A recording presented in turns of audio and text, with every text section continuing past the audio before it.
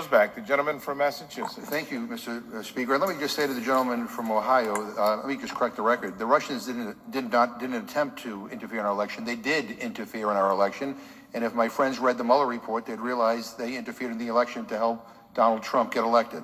Mr. Speaker, I'd like to yield 3 minutes to the gentleman from New York, the distinguished chair of the Committee on the Judiciary, Mr. Nadler. The gentleman from New York, Chairman Nadler, is recognized. Thank you, gentlemen, for yielding. Mr. Speaker, when a congressional committee issues a subpoena, compliance is not optional. We expect witnesses to testify when summoned. We expect the administration to comply with subpoenas and to provide us with the materials we require to do our jobs. Of course, there may be differences between the Congress and the executive branch as to what information can be produced on a timely basis. When those differences arise, we are required to seek a reasonable accommodation.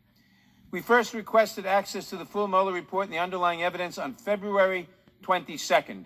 After refusing for almost 4 months, the Department of Justice in the last few days has finally agreed to permit us to view the special counsel's most important files. We are hopeful this will provide us with key evidence regarding allegations of obstruction of justice and other misconduct. Given this potential breakthrough, we will hold the criminal contempt process for Attorney General Barr in abeyance for now.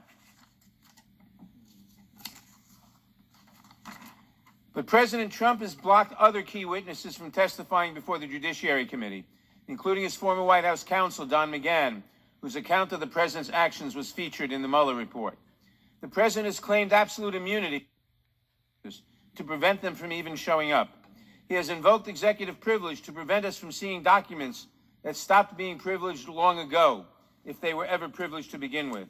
He has done the same in response to Congress' important work unrelated to the Mueller report, and he has ordered the agencies not to cooperate with even our most basic oversight requests. This unprecedented stonewalling by the administration is completely unacceptable. The committees have a constitutional responsibility to conduct oversight, to make recommendations to the House as necessary, and to craft legislation that will curb the abuse of power on full display in the Trump administration. This is why it is important that the Judiciary Committee be able to act in such matters using all of our Article I powers as contemplated in this resolution and described in both the Rules Committee report and the House Judiciary Committee's contempt report. Now, I heard what the gentleman from Georgia, Mr. Woodall, said a few minutes ago, and he is exactly right. This resolution gives committee chairs the power, with the approval of the Bipartisan Legal Advisory Group, to go to court on behalf of the House to enforce our subpoenas. This has not been done before, but neither have we ever seen blanket stonewalling by the administration of all information requests by the House. We have never faced such blanket stonewallings. The President himself said, and they've been as good as their word, they will oppose all of our subpoenas.